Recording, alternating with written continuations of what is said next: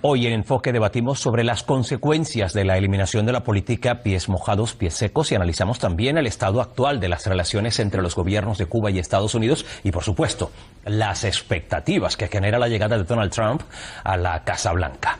De ello hablamos con Juan Antonio Aguilar, periodista y director del espiadigital.com. Bienvenido. ¿Qué tal? Muy buenas. También nos acompaña Gregorio Benito, miembro de la Asociación de Amistad Hispano-Cubana Bartolomé de las Casas. Es un placer. Igualmente. De este lado de la mesa saludamos a la analista político Rocío Monasterio. Es un gusto. Muchas gracias. Y también nos acompaña el abogado Ernesto Gutiérrez Tamargo, miembro de la Asociación Cubano-Española de Derecho. Bienvenido. Gracias.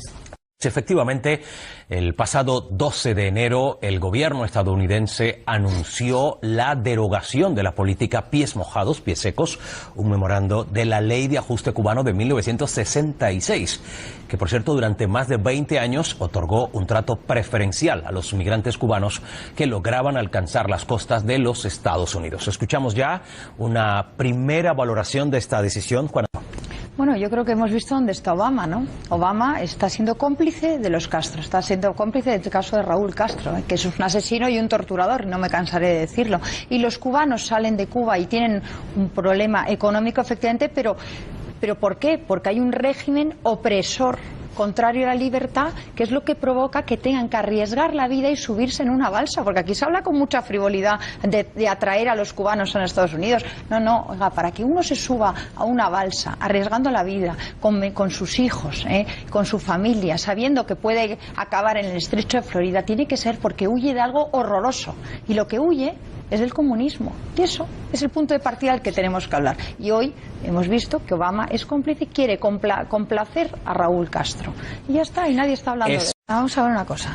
Resulta que los 8.000 médicos que se acogen a este plan, lo que tenemos que contar es la verdad y la realidad que tenían cuando iban a los países. Los mandaba como esclavos Raúl, porque les confiscaban el 80 o 90% de su sueldo. Además, les utilizaban para captar divisas.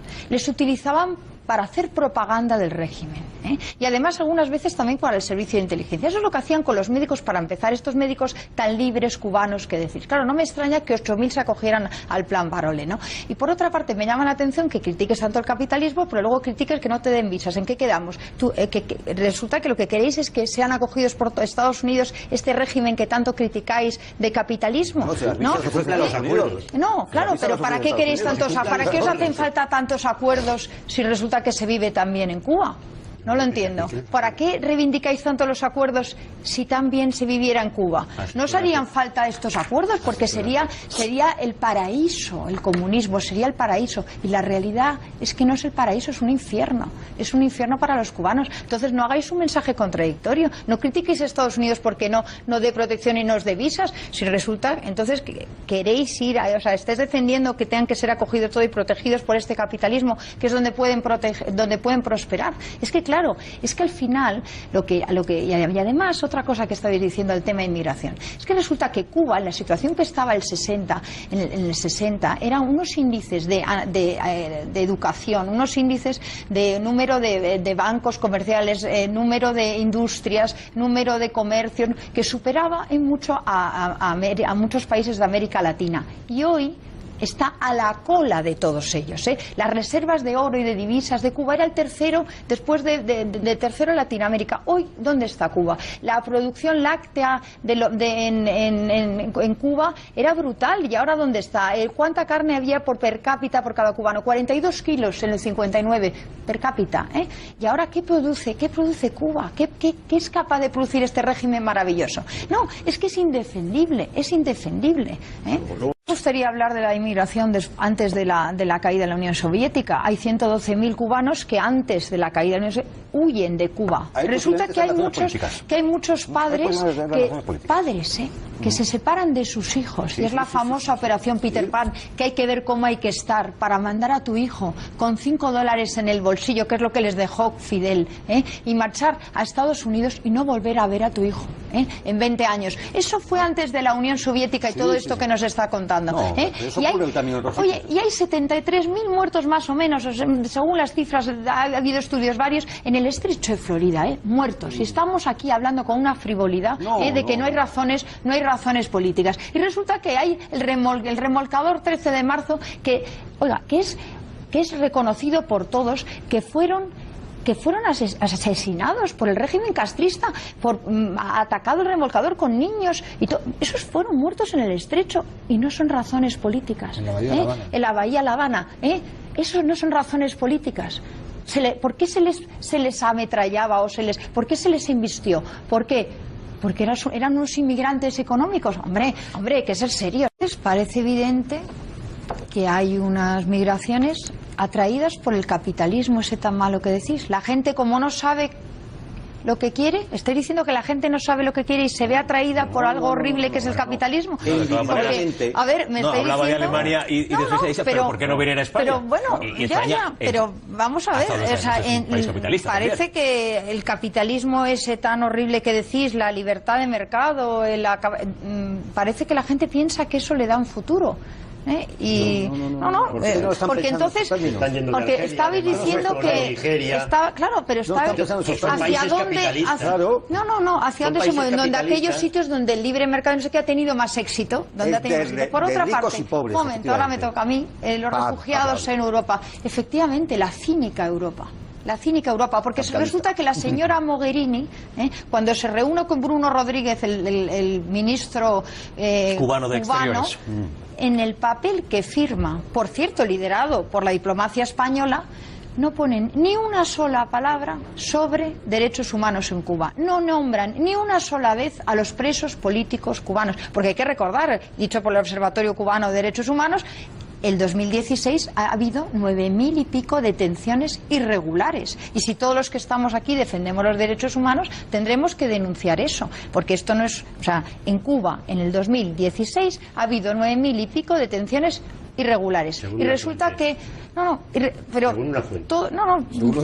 Según los detenidos. Y hoy en Cuba hay gente detenida, y torturada. Podemos ver Eduardo Cardet, que lleva detenido desde diciembre, al que a su mujer le están mandando fotos de Eduardo con moratones y esposado. Y la llaman todos los días para torturarla. Esto es Cuba hoy. Entonces, es un cinismo brutal que la señora Mogherini nos hable de derechos humanos, Europa, la gran garantista de los derechos humanos, y se siente con Bruno Rodríguez y no escriba ni media frase, no ponga ni media frase sobre derechos humanos. ¿Por qué? A lo mejor aquí les doy la razón, porque resulta que priman los intereses económicos de muchas empresas para hacer negocio en Cuba con Raúl Castro frente... No, ¿cómo que no tiene sentido? Y España también, España está entrando con un montón de empresas y vemos que el señor Rajoy se ha olvidado de lo que hablaba sobre Cuba, ya no recibe a las damas de blanco, ya no se acuerda de Eduardo Cardet con el que se reunía y que hoy está en la cárcel. Eso es el cinismo de la política que tenemos en Europa hoy, que se pone por delante, es verdad, los principios, los intereses económicos, los derechos humanos, y en eso estoy de acuerdo. Eso nunca se puede primar. Estamos todos de acuerdo que hay que primar los derechos humanos. Eso me gusta. Hombre, y además, la verdad es que es tremendo ver como todos estos medios que tanto se han dedicado a criticar a Trump antes de gobernar, hablando del muro, y resulta que están mudos con lo que ha hecho Obama. Nadie se ha atrevido a decir nada, porque me gustaría ver, no he visto grandes editoriales contra la medida de Obama que ha dejado a todo el mundo fuera de las fronteras. Es que la mayoría de los gobiernos de estos terceros países donde estarían los cubanos ahora mismo saludan la medida porque, según dicen, contribuye a dar un poco de orden al tema migratorio en sus fronteras, porque es un problema que les ha venido sobrevenido. Claro, si yo entiendo que hay determinadas leyes que se están fomentando el fraude, por supuesto que hay que reformarlas, claro que sí. Y además yo creo que los problemas hay que resolverlos en origen, y además yo creo que todo el mundo lo que quiere es vivir en su país. Si le dejan, si no hay que fomentar la inmigración, si lo que hay que hacer es resolver los problemas en origen. Si yo con países africanos lo que creo es que hay que ayudarles a que se desarrollen, no fomentar que vengan aquí. Lo que hay que hacer es ayudar a que puedan tener un desarrollo industrial, etcétera, etcétera. Si nos hacemos, decíamos, más rosas, más espinas, ¿cómo lo ve usted? Yo tengo la esperanza de que los políticos que vengan asuman su responsabilidad moral de resolver aquellos problemas en origen que dan lugar a tanto dolor y tanto sufrimiento, ¿no? Y ese camino es el camino hacia la libertad.